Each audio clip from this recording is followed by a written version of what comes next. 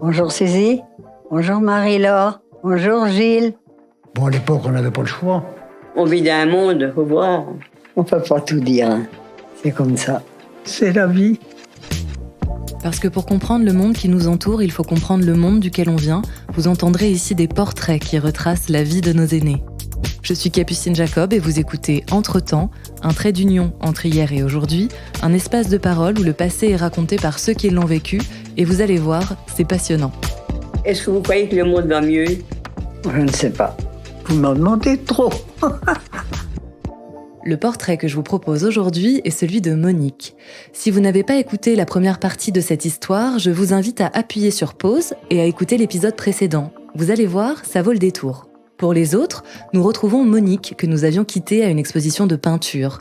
C'est là qu'elle rencontre Jacques, son futur mari, mais ce qu'elle ne sait pas encore, c'est qu'elle s'apprête à vivre avec lui une vie où tout a besoin d'avoir du rythme. Parce que l'ennui ne fait pas partie du vocabulaire de ce nouveau couple, Monique va nous raconter comment sa vie prend un tournant inattendu, peut-être pas si inattendu que ça après tout. Alors un petit conseil, installez-vous confortablement pour découvrir la suite, car je vous préviens, ça va remuer. Bonne écoute!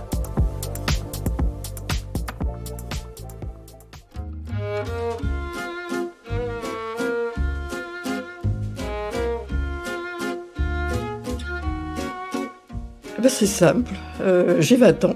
Mes parents ont une amie, tante Mon, qui est peintre et qui fait un dimanche un vernissage à Vernouillet. Mes parents, ne pouvant pas aller à ce vernissage, me disent « Bon, écoute, tu y vas, et puis tu dors chez tante Mon et tu reviens demain matin. » Donc je vais au vernissage, et du coup, j'arrive dans la salle où il y avait l'exposition. Mon futur mari, Jacques, était en train d'accrocher des tableaux. Et moi, lui disant, non, celui-là, il est pas bien là, et puis celui-là, il est là, nanana. Et nous, bien sûr, nous nous mettons à discuter tableau, littérature. Et il m'annonce qu'il arrive de Madagascar, et qu'il est là pour un moment assez court, qu'il repart. Son père part à Madagascar célibataire, avec 2 autres ingénieurs. Son père est ingénieur agro. Et ils achètent des terrains à Madagascar, et ils font pousser une plante qui va donner de l'huile pour les moteurs de voitures. Il a une très grosse exploitation, vraiment quelque chose de très important. Et là, ça a été un mariage arrangé. Il revient en France pour je sais pas quoi. Et là, on lui présente ma belle-mère. Mais c'est arrangé tout ça. Avant qu'il arrive, tout avait été arrangé. Il s'entend très bien avec sa fiancée, si tu veux. Il se marie tout de suite. Ils sont partis en bateau. Et donc, Jacques est né donc à Madagascar. Voilà. Et mon beau-père est mort à Madagascar. Et le soir, on devait tous dîner chez tante Mon. Là aussi, il y a tout à fait normal. Mais c'est vrai que Jacques est resté discuter avec moi presque tout le temps. L'apéritif, il l'a passé à côté de moi. Nous allons passer à table, on lui place une jeune femme à côté de lui, et j'entends Jacques qui dit non, vous mettrez Monique. Quand on discutait, on va continuer la discussion, je n'ai pas vu la gaffe qui se préparait, je n'ai rien vu du tout arriver. Donc on est resté à table, bien sûr, nous avons discuté encore un coup. Et puis, à lui retourner sur Paris avec sa mère qui était là. C'est vrai que pendant le repas, tout le monde avait une tête pas très joyeuse. Mais moi, je comprenais pas, j'étais bien, le repas était bon, non, tout allait bien. Et puis, à cette époque-là, Jacques fumait la pipe. Et c'était au moment où il y avait le tabac Laserdammer qui sortait. C'était agréable que quelqu'un fume devant. Et à l'école, j'avais une amie suisse qui rentrait en Suisse tous les 15 jours et qui ramenait du tabac. Et Jacques me dit, j'ai du mal à en trouver. On avait du mal sur Paris à cette époque-là. Oh, je lui dis, mais moi, il n'y a pas de problème. Je demande à mon amie, elle s'appelait Suzanne, je demande à Suzanne, il te ramène 2 paquets. Pas de problème. Ah bon, alors ça c'est formidable, donc on peut se revoir. Je dis, mais bien sûr. Je lui dis samedi prochain, normalement je pense que je les aurai. Et je lui donne rendez-vous au petit bar qui était à côté de l'école où tout le monde se réunissait là. Manque de chance, c'est que Suzanne n'est pas allée en Suisse. Donc 8 jours après, Jacques vient. Il n'y avait pas la sœur d'Hammer. C'est pas grave, mais ça 8 jours après. Ah oui, mais dans la semaine, je peux venir prendre un café avec vous? Mais bien sûr. Ah, c'était un bel homme. C'est 1m89. Dans ma petite tête, je m'étais toujours dit j'épouserais un homme plus grand que moi. Donc déjà là, il y avait un bon point. Je vais être un peu bêcheuse J'avais beaucoup d'hommes qui me faisaient la cour. J'étais pas mal, ça c'est certain. Et j'ai eu des propositions, mais qui ne m'intéressaient pas. Mais ça, non, ils ne m'intéressaient pas. On ne va pas aller plus loin. Mais c'est vrai que, bon, on se voit, on parle de beaucoup de choses et on sent que ça prend de l'importance. On a essayé de voir tous les problèmes. Si on voulait se marier, si on voulait avoir des enfants, comment élever nos enfants, notre religion.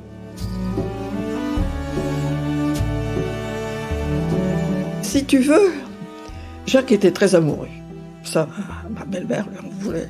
Parce qu'elle avait prévu qu'il se marie avec la jeune fille qui était là. Et j'ai cassé le mariage, mais sans le savoir, donc elle m'en voulait. Moi, j'étais amoureuse, mais pas autant que lui. Là, c'est sûr que je l'aurais fait venir à 1h du matin, il serait venu à pied. Et alors, c'est que j'ai une amie d'enfance qui s'appelle Monique. Et alors, le jour du mariage de Monique, en juillet, Jacques m'accompagne pour aller à la messe. Et devant l'église, il y a un petit parc. Donc avant de les voir arriver, on va s'asseoir dans le parc. Et là, il me demande en mariage. Ça me donne un coup. Donc, et puis alors, il me dit, c'est vous, c'est non, hein, c'est pas dans 8 jours. Bon. Et là, il y a un problème qui se pose pour nous. Nous sommes au mois de juillet. Jacques avait repassé un examen agricole pour aller à Madagascar, retourner à Madagascar, au génie rural. C'est un examen sur l'agriculture de Madagascar, en particulier. Comment on va aller faire planter du maïs là-bas. Il était très fort en calcul, très très très fort. S'il était reçu, il faisait 1 an en France. S'il était recalé, il partait fin octobre. Je le sais. Non, je le sais. Je ne suis pas prise au dépourvu. Mais ça me dérange pas. Ça me dérange pas. Maman me disait souvent, mais il paraît que toute petite, je disais toujours, j'irai dans les pays chauds. Toute petite. Et maman me disait, ça nous fait rire, parce que je ne voyais pas comment tu pouvais aller dans un pays chaud. Et maman me disait, mais tu l'as dit dès l'âge de 4 ans. J'irai dans un pays chaud. Pourquoi, j'en sais rien, mais voilà. Pour moi, c'était pas un problème, partir à Madagascar. Je partais à l'aventure, hein. Les parents étaient paniqués. Du moment que j'étais avec Jacques, j'étais pas paniquée. J'ai pas eu des fiançailles d'1 an comme ça on faisait à cette époque-là. On a fait les fiançailles à la maison, le mariage à Saké, Partrieux, et en réalité, Jacques a été reçu. On n'est pas parti et on a vécu 1 an en France.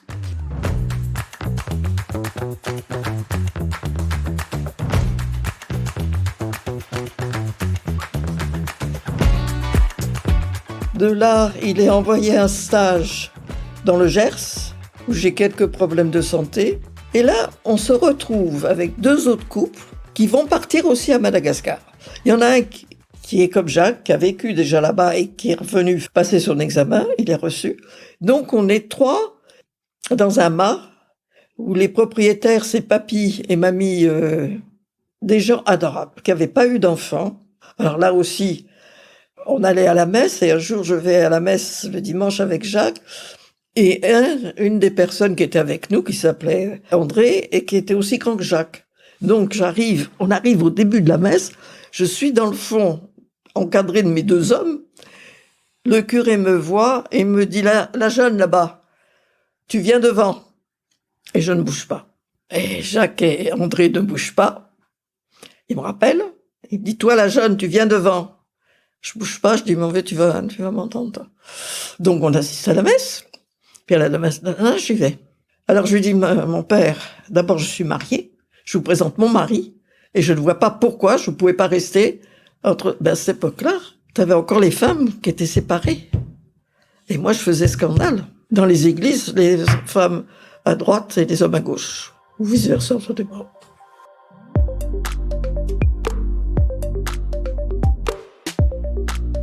Après le Gers, je fais mes valises et je suis enceinte. Alors, on ne sait pas si c'est une fille ou un garçon, ça n'existait pas à cette époque-là. La grossesse elle-même se passe bien, mais j'aurais fait un rétrécissement mitral qui est quand même très important. Enfin bon, j'ai des problèmes.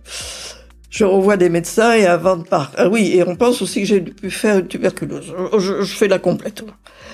Et on avait dans la famille un cousin, Toubib, je le verrai toujours, qui dit à Jacques, elle part avec toi? Oui. Bah tu la ramènes entre 4 planches. Et il me regarde, il me dit, tu y vas? Je dis oui. Je suis mariée, je pars. Donc ça n'a pas tellement plu à tout le monde. Parce que tout le monde voulait que je reste, moi, pas question. Donc on est parti, on est arrivé. 18 heures de vol, arrêt à Khartoum à minuit avec 40 degrés. On arrive à Hamada, à Ivat. Je me suis mariée le 26 octobre. J'arrive à Ivat le 26 octobre, l'année d'après. On est reçu par une tante de Jacques, malgache, qui était mariée donc à un oncle de Jacques, français. Adorable. Une petite bonne femme. Pas haute du tout, mais adorable, parlant un français impeccable, enfin bon. Et qui a une grande maison qu'on appelle le château, à Fiannar. Et Jacques, lui, est nommé ce qu'on appelle dans le sud. Donc il me dit, écoute, tu sais pas, tu restes là, tu vas voir les Toubibs, tu accoucheras là, il n'y aura pas de problème, je viendrai.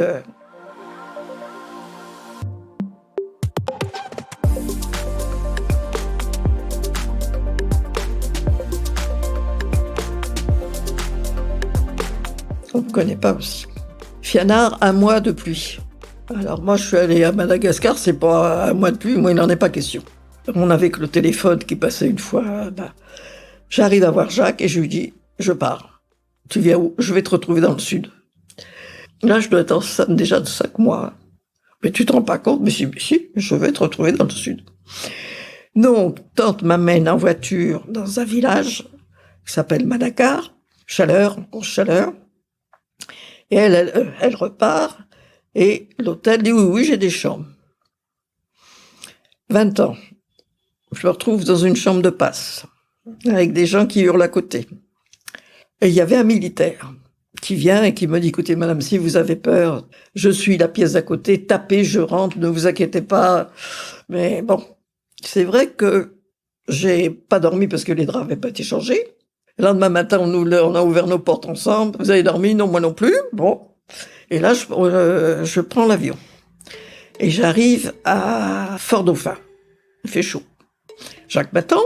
Et là, nous partons à 50 km de Fort-Dauphin. En pleine brousse, mais complètement la brousse complète. Dans une villa extraordinaire, magnifique. Les murs à 1,50 m, donc pas de chaleur. Enfin, un truc magnifique. Les cuisines à Madagascar ne sont pas dans les maisons. Sont toujours à l'extérieur de la maison.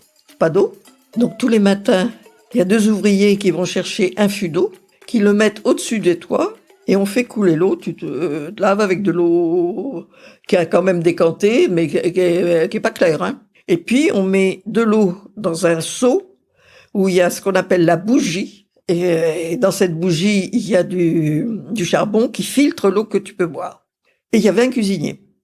Un petit, gros. Jacques me dit, t'as pas peur? Non. Ben, il a tué son père. Voilà, donc on nous l'a prêté, j'étais discuté avec lui, il parlait à peine français, on s'entendait bien, pas de problème.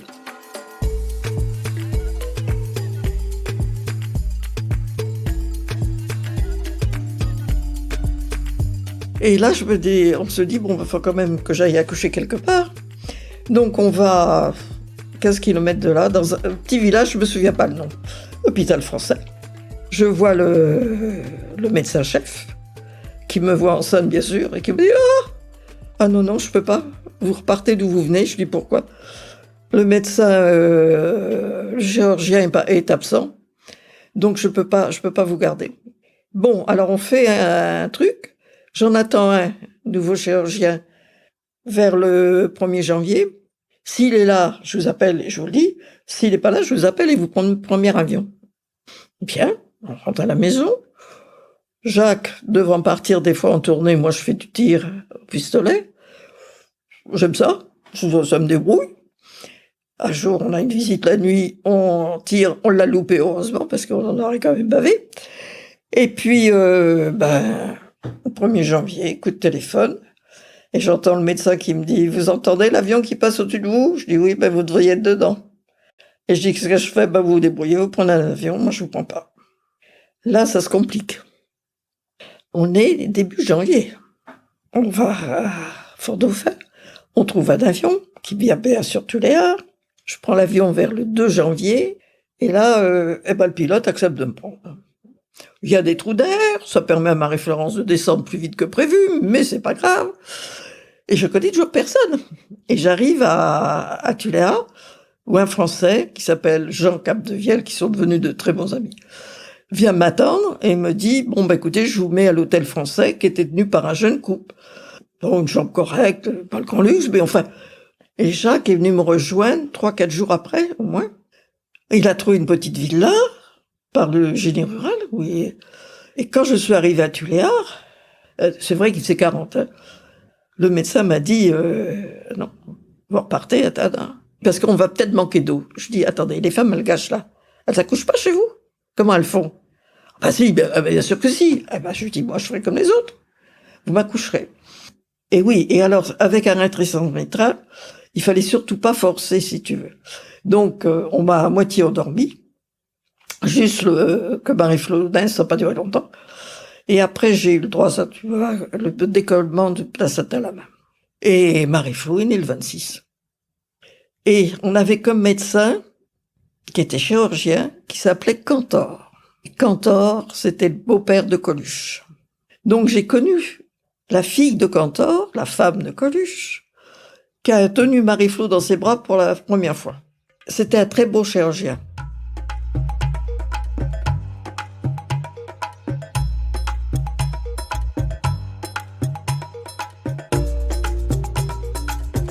Jacques est rentré après à la banque malgache. Il a trouvé qu'il serait mieux dans la banque. Et comme il était très bon en maths, ça, en banque, ça t'aide beaucoup, hein. Jacques disait toujours, t'as 1 centime d'erreur, t'as 1 euro d'erreur, tu recommences tout. Moi, j'ai recommencé de la compta, tu peux pas savoir. Mais il avait raison. On a eu le droit d'aller à Majinga, d'abord, où est né Jean Patou. Et puis, de là, a fallu qu'on retourne sur Tuléar, parce que le directeur qui avait été nommé à notre place est mort d'une tumeur au cerveau. Il fallait reprendre l'agence en vitesse. Donc, on est reparti sur Tuléar. Les femmes se réunissent ensemble, souvent. On est très BCBG, on aime bien avoir des jolies robes, on aime... Donc, chaque fois qu'il y a un arrivage, on connaît le jour, ça va, les tissus vont arriver, donc il faut choisir les robes, les tissus, après, il faut faire habiller les enfants, il faut faire des goûters d'enfants. Bon, ça fait passer le temps, c'est pas tellement instructif. On reçoit beaucoup, on sort beaucoup, on fait des bals costumés. On a passé de bons moments, hein, il faut pas croire. Et puis, arrive malheureusement que Jacques attrape la tuberculose et on hésite de rentrer en France. Il y en a qui nous disent, tu sais, ici à Madagascar, on soigne aussi bien qu'en France. D'autres qui nous disent, avoir des produits, tu les auras peut-être pas. Et Jacques part à Tananarive pour passer un examen et dans l'avion, il retrouve un Français, Toubib. Et bien sûr, il lui en parle et cet ami lui dit, écoute, tu vois, même moi, Toubib, j'ai la tuberculose, je rentre en France. Je m'amuse pas avec ça. Et il revient et il me dit, je me fais rapatrier. On rentre. Là, tu prends un coup quand même, puis j'attends pas.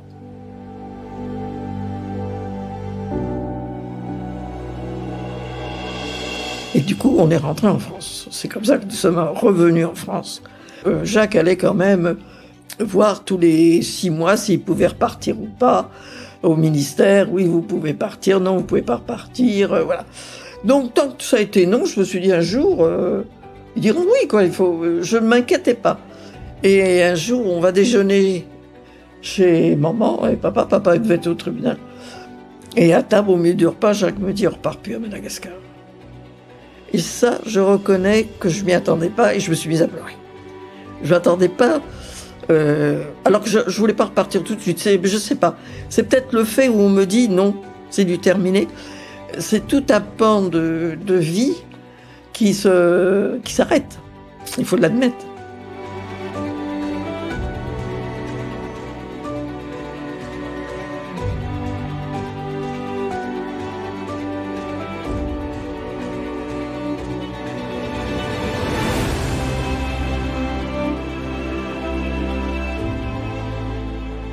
Donc, il a repris au génie rural de Versailles. Et on habitait Orgerus. Jérôme est né donc en 68. Un jour, il rencontre une personne qui lui dit, écoute, on est 3, 4, on a une mine d'ardoise en Bretagne, est-ce que tu veux la reprendre? Et comme j'avais un mari très casse-cou, il n'y a pas d'autre mot, très chercheur, tout ce qu'il pouvait chercher, il le cherchait. Et il rentre le soir et puis il me dit, voilà, est-ce que ça t'intéresse? Si tu veux, on y va, si tu veux pas, on n'y va pas. Il me dit, écoute, t'as fait l'Afrique, tu peux pas voir pire que ce que t'as vu. Donc, à toi de décider. Et Jacques était toujours un passionné, c'est ça. Le lendemain, on lui aurait proposé d'aller sur la Lune, il partait sur la Lune, il n'y avait aucun problème. Et moi, j'étais prise entre deux feux toujours, parce que j'avais les enfants quand même derrière. Bon, je me suis dit, c'est vrai, l'Afrique, je l'ai fait, hein. Et je dis, bon, ben on part. Ok, on s'en va. Donc, on a quitté Paris, enfin la région parisienne, pour venir nous installer en Bretagne. Et nous sommes passés, bien sûr, en breton bretonnant. Ben, je peux vous dire que la Bretagne, c'est pas l'Afrique, mais c'est pire. Pour un breton, il faut que vous fassiez vos preuves pendant 7 ans. On vous fait des sourires, il n'y a pas de problème. On vous prendra peut-être un café, pas de problème. Mais vous invitez pour dîner ou déjeuner, alors là, on va étudier la question. Et il faut un certain temps. Alors qu'en Afrique, quand même, ça passe ou ça passe pas. Ça passe pas, on n'invite pas, ça s'arrête. Si ça passe, on invite. Voilà. Donc ça change quand même beaucoup.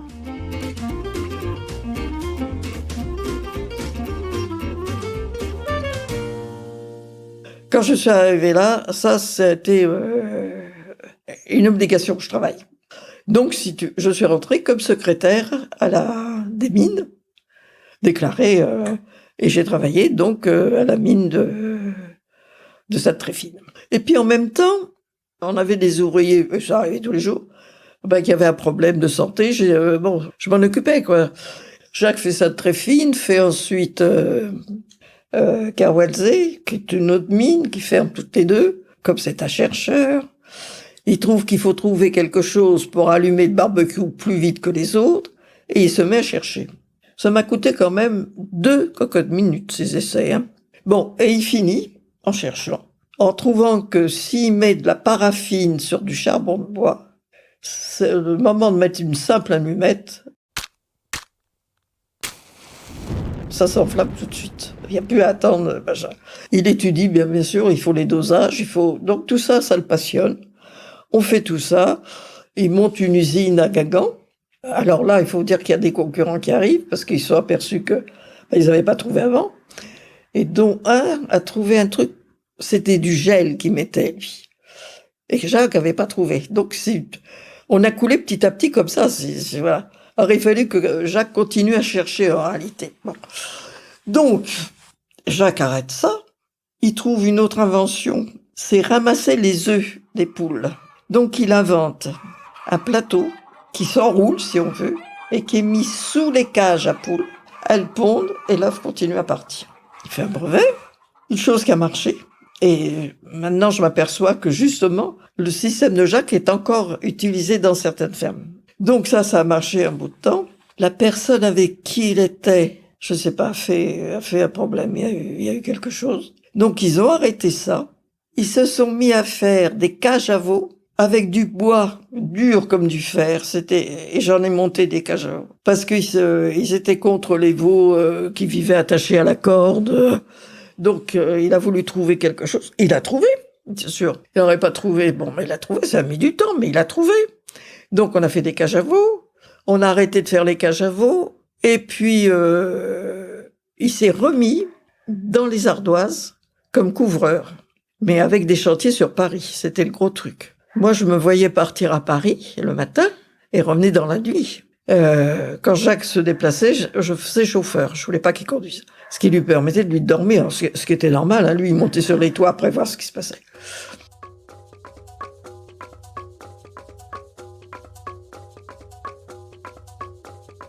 À sa retraite, les enfants et les amis avaient pris un billet d'avion pour qu'ils repartent à Madagascar. Et puis, il avait comme ami une personne qui adorait Madagascar, qui ne voyait que par Madagascar. Donc Jacques part avec lui, moi je reste ici en France. Au bout d'un mois, je reçois un email en disant je rentre pas, je reste pour des travaux. Je le prends très mal. Marie-Flo, encore plus mal que moi. Et qui téléphone à son père et qui te l'engueule. Et il lui dit, mais non, j'ai tout prévu. Il y a un billet d'avion, ta mère vient me retrouver. Ah, mais moi, je suis toujours partante. Hein.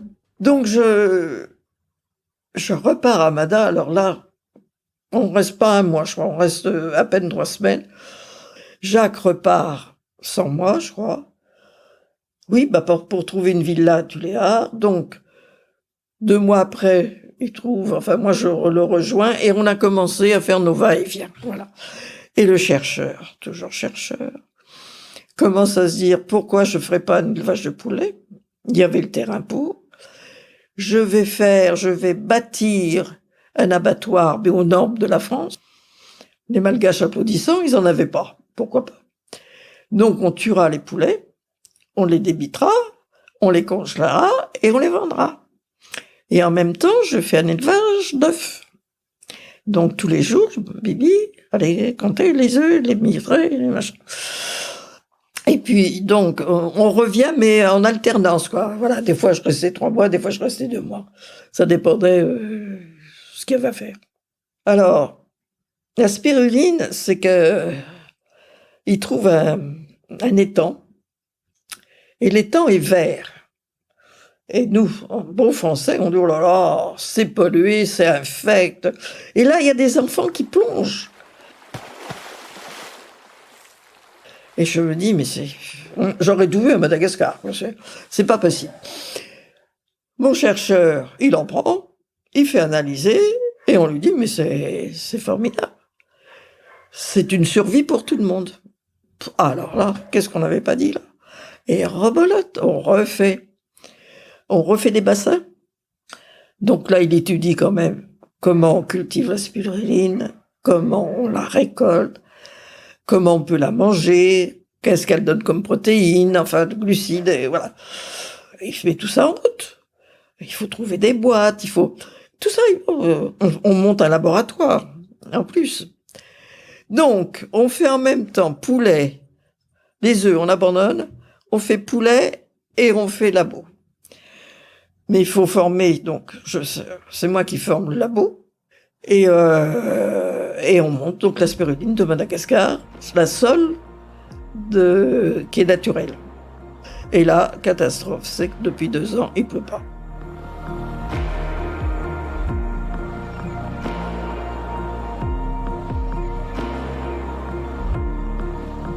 Le mot expérience me gêne.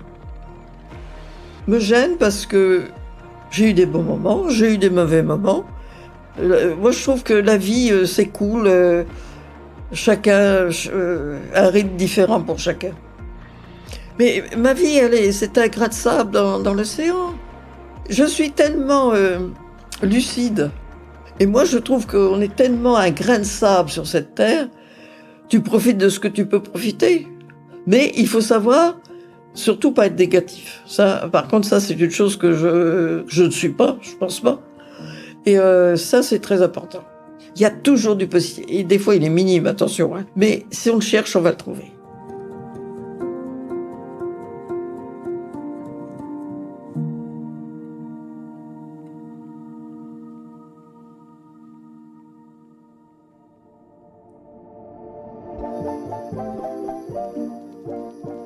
C'est ainsi que s'achève cet épisode.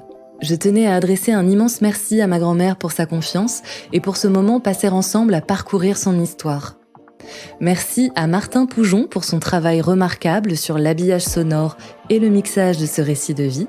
Si vous avez aimé ce podcast, n'hésitez pas à en parler autour de vous, à commenter sur les réseaux sociaux et à laisser 5 étoiles sur votre plateforme d'écoute préférée. À très vite!